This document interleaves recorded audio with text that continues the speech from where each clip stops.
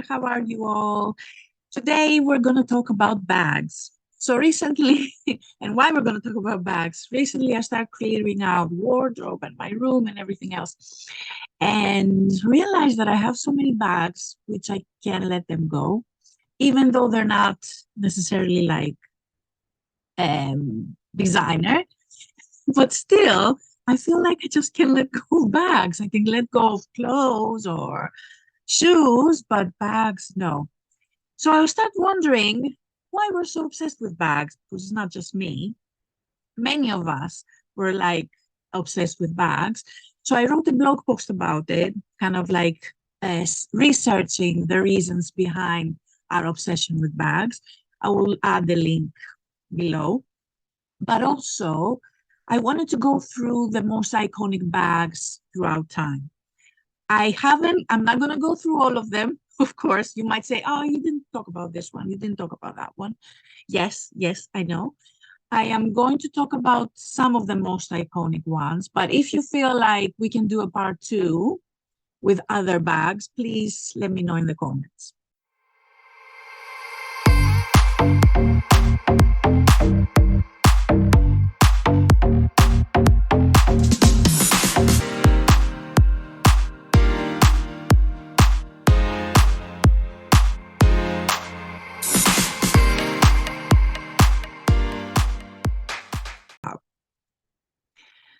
So you can see here, of course, this is a very iconic one. It's I could not start with this one. It's the 255 Chanel bag. Comes in a different sizes. I think this is the most classic one. With a classic quilted diamond shape bag that was created by Coco Chanel in 1955, which was basically her comeback to fashion, because after the scandal with the Nazis and everything else, and she was exiled after the war. So when she came back and be able to kind of do a comeback, this was the bag that she created, and it's iconic till the day. I think it was really revolutionary at the time because it had a bit of a bigger size than usual, especially for the 50s. And you can put everything in and you didn't have to hold it in your hand. And also that style is so timeless. We're all obsessed with it. And many people were wondering about the 255. What does it mean? It means it was created in February 1955. No big mystery, just to let you know. But yeah, if anyone wants to buy me a birthday present, my birthday is in October. Yeah, this is a bag that I think everyone, like, it would suit them. It's so iconic. So this is the Melbury Alexa bag. Melbury, excuse me, is a very iconic British brand, mostly known, at least in the old days, about their traditional country kind of leather accessories. But around the 2000s, and specifically around 2009, they decided that they need to kind of promote themselves in a different way. So they kind of created this bag, which was inspired by Alexa Chung. And in case you don't know her, here she is. Alexa Chung is a model, presenter, very it girl. She had her own label at some point and she had to shut it down. That's a conversation for another day. But the thing is that they started to kind of become more relevant, more contemporary, kind of step away from their traditional and historic references. So yeah, this kind of became iconic, and I think they sell it even till this day, and it's like one of their top sellers. So this is Anya Hindermas. It's called I'm Not a Plastic Bag. This was in 2007. There was a collaboration with a charity that it was eco-friendly, eco-conscious charity. It's called We Are What We Do. And they wanted people to step away from plastic bags. And they created this one, which was only £5. I think it was, you can buy it from Sainsbury's, which is a supermarket in the UK, in case you're watching from somewhere else. So this one became iconic because they wanted to kind of demonstrate that, you know, you don't need the plastic bag, you can have something more stylish as this one. Of course, this one now, if you go into eBay, you can buy it for £200, even though at the time was £5. There has been many comments about it in terms of, is it actually a green bag? This was made from China. It wasn't made from organic cotton. What is the footprint? What is the carbon that has been used for it to make? So there has been lovers and haters of this bag, but it's definitely an iconic one because everyone remembers it. And it kind of, Anya Hildermas after that has become a very big name in bags, but also she has done so many, many things. She's an amazing designer. Of course. Now we have the Baguette by Fendi. This bag became famous from Sex and the City around 1997, which basically was Carrie, Sarah Jessica Parker's role in the. We see a lot about the Baguette. They were like, oh yes, I'm going to be an old lady with a bag, a Fendi bag, but still an old lady. There were many references, and it kind of exploded after that. And there's so many variations and so many different styles. I think they kind of celebrated them, a few months ago. I think there was 25 years since the first Baguette and all the references. And now they have done even more variations. I think it was about the size, if you see here, where Carrie is holding it. It's small, you can put it on your shoulder, you don't have to carry it on your hands, and it fits the basics. So I think that was the big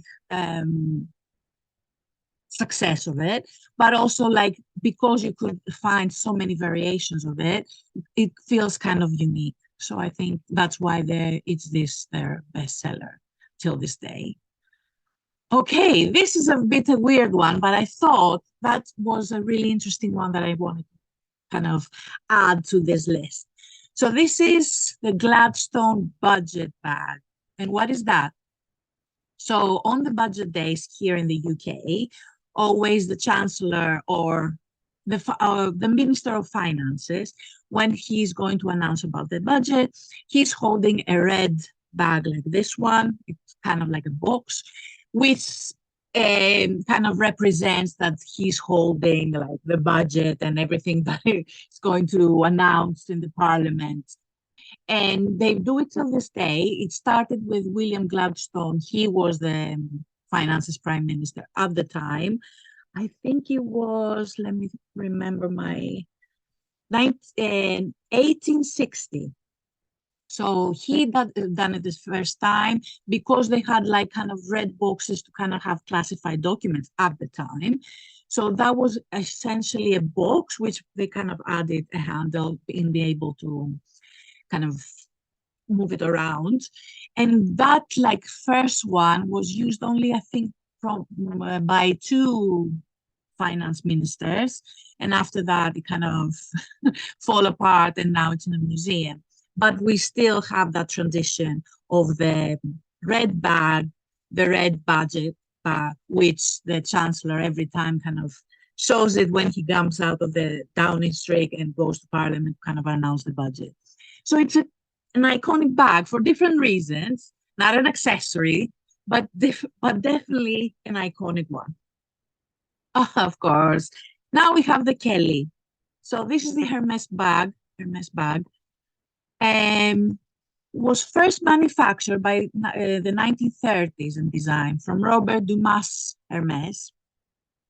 And it wasn't like the craftsmanship was impeccable, but what happened was around 1955 when Grace Kelly married Prince Rainier of Monaco, and she was carrying it everywhere. Like she had, I don't know, a few bags, Kelly bags, and she was carrying them everywhere.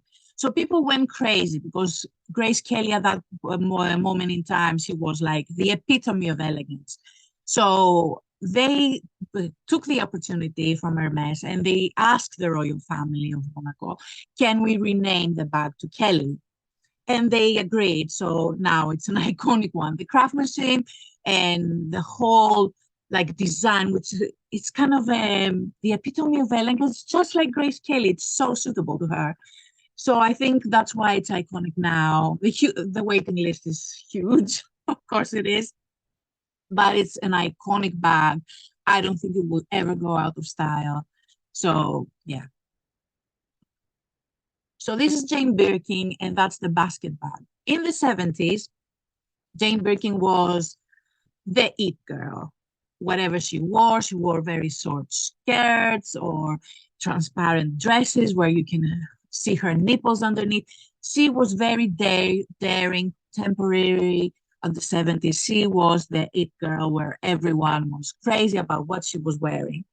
So at some point in time, especially when she had a baby, she started carrying around all the pictures of that era is with her with a basket bag. Of course, the basket bag is not something new. It has been used for centuries, but Jane Birkin in the 70s made it trendy again. Like, okay, now we can carry it everywhere. So it was a huge deal. Well, of course, after in the 80s, she kind of moved into the Birkin, but the 70s was all about the basket bag. And I feel that this kind of bag comes and goes when it comes to trends. Like we have it for the last, I think, 10 years. We carry it as a bag, not maybe a basket, maybe a different kind of styles and sizes, but the core idea is there. And we still use it in the summer. So I think it comes and goes depending on the situation, the social situation we're going through. So yeah, you can see it here. It is something that we could definitely wear today, and there are so many options on the high street. So yeah, it's definitely something that it comes and it goes in fashion. So yeah, this is Queen Elizabeth's handbag. She's been famous for it, I feel, because she's always carrying the handbag, where you feel the queen doesn't need to carry the handbag. What does she have in there that she needs to carry a handbag? But I think the big like talk of her handbag happened in Italy in the 2000s. She visited Milan, and they were all going crazy about her bag. It's made by Lauren. It's a British brand, very well known for their craftsmanship and luxury bags. But yeah, her bag in the early 2000s became a topic of conversation because it's like very iconic to her and it has kind of created a stir. So it is part of her look, I feel. Like everything else, like the hat with the matching coat and the gloves. And the bag is like very her. Yeah, you see it here. It's a very nice, very elegant, very simple bag. And she has it in so many variations, of course, that can match her clothing. But yeah, it's an iconic bag, very iconic. So this is the satchel, and this is a more of a modern look at it, but it kind of started like this. So in the 50s, part of the uniform at schools in Britain, it was like, the cap and the uniform, the traditional uniform, and the satchel bag was part of the uniform. And I wish it was today. Anyway, that was part of like it was very much associated with school and everything that has to do with school. Later in the years, kind of evolved, and today it's a very classic and iconic piece, the satchel. I actually have a satchel, which is in so well made, like especially in Britain. I think there are so many brands like the Cambridge satchel that they're doing so many nice stuff, just like this one here. I have kind of a similar one, but it has my initials on it. And it's a very iconic bag. Like it has moved away from school, of course. They don't have satchels now, but it has been a very iconic bag and comes and goes, I feel, with fashion. I think around the millennium and for kind of a decade was an it thing. Now it has moved away a little bit, but I'm sure it will come back. So if you have one, it's real leather and great color quality, just keep it in there, of course. it will come back in fashion, I'm sure. And I'm pretty sure I forgot 1 million bags. Just let me know, and I will might do a part two if you're interested. Just let me know in the comments, and I will see you soon. I will see you very, very soon. Bye bye.